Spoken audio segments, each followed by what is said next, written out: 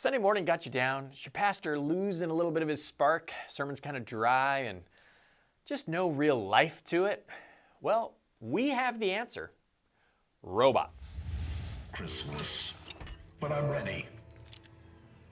I'm on mission. What mission? Peace in our time. So the Convention of Protestants takes place in Germany each year, brings tens of thousands of Protestants in the nation to come together, sing, praise, kind of talk about faith, theology, things like that. This year, a young theologian, Jonas Simberlin, 29 years old, decided that he was going to put together a church service accompanied by AI. So he used ChatGPT, put together the service, and went through it. Interesting results. So the ChatGPT didn't just write a sermon for him, it actually was orchestrated or held by AI personas. So you can see in the church service you have these AI people giving the liturgies and the prayers and the sermons and things like this. Im Namen des Vaters und des Sohnes und des Heiligen Geistes. Amen. Das macht dein Zorn, dass wir so vergehen. Und vergib uns unsere Schuld, wie auch wir vergeben unseren Schuldigern. Und führe ja. There is so much here that just it dumbfounds me. On the surface, like I just hear this, you think dystopian. If you listen to it, it's very dystopian. You know, many of the people there who waited in line to go and see this thought that it lacked spiritual connection, it lacked emotion and empathy, and it was very cold and dry and all of that. It is very dystopian to watch. It's just kind of very odd and weird. However, as Christians, I think one of the things that we tend to do is just jump at anything new and say it's evil. So to start things off with, I want to say, like, technology isn't evil. Technology has both good and bad. We talked about in this podcast about artificial wombs, that artificial wombs could have very good application to save babies, and it could have very dystopian, odd application to genetically create people outside of the normal process.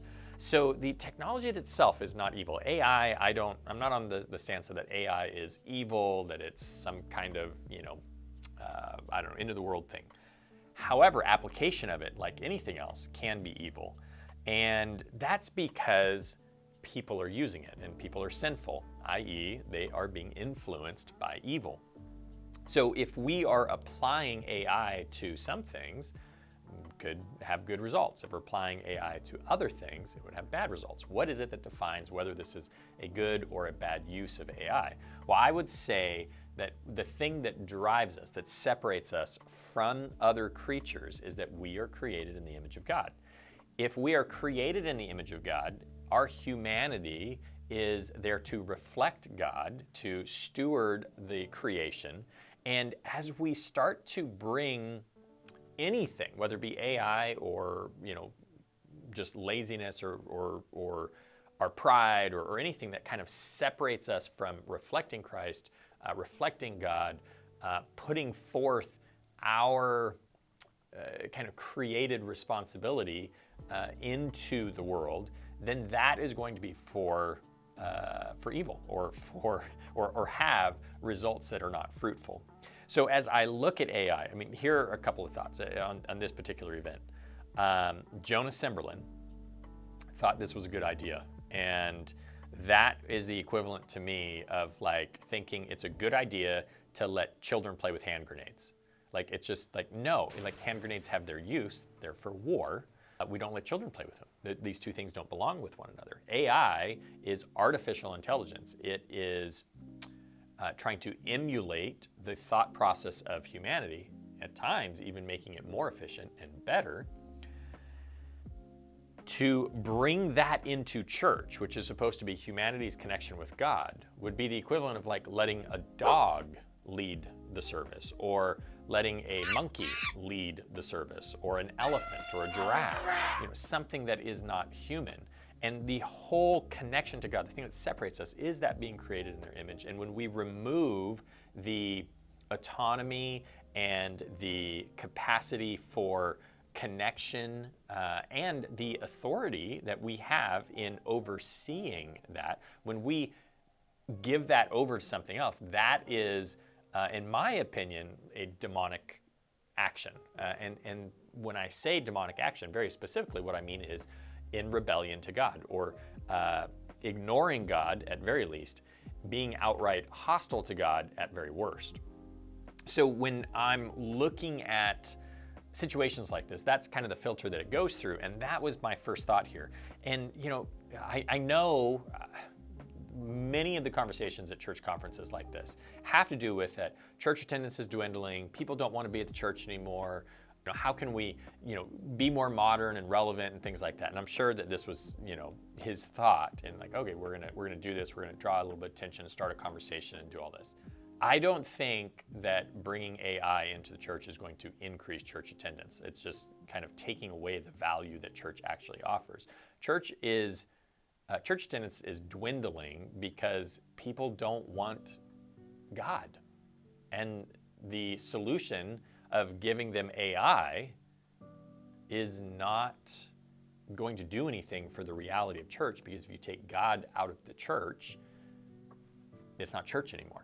If you take the truth out of something, then it just becomes a false shell of what it was. I have a suspicion, as I said, that this young theologian Jonas had good intentions, or at least he thought he did.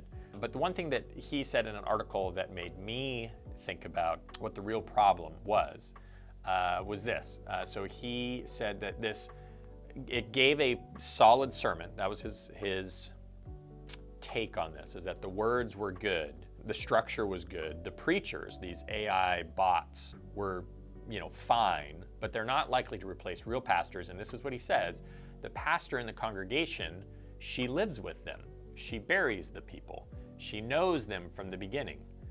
Artificial intelligence cannot do that. It does not know the congregation. So this is one of the examples that I would say give me red flags. We're changing language to remove the masculine. And, the Bible, in the vast majority of reference to God, is using masculine terminology. And there's a push to separate that from God, from just in general in society, to devalue the masculine and raise the feminine. I was legally dead for 2 full minutes, and I met God. Tight. What does she look like? Ethnically ambiguous. So I suspect that Jonas's church is dwindling because he has already started to remove the real God from his church. So bringing in AI doesn't seem like it's any difference, because his primary connection to the congregation is communal, not divine. The problem with bringing in AI to church, it's not that we are losing humanity, it's that we're losing divinity. And that is the core reason that I believe the church is struggling in our culture in general, is that when we do not worship the divine, when we do not acknowledge the divine, we are automatically in rebellion, and therefore we're not going to go to those institutions that would show that to us or prove that to us. Those are my thoughts on it. What do you guys think about AI? Are you afraid of it? Do you see application for good? I would love to see some applications for good that you guys think. Leave them down in the comments. You can like, share, subscribe this video. We are always thankful for your involvement to battle the Goliaths of media, battle those algorithms, and get our content out there. So God bless you guys, and we'll see you in the next video.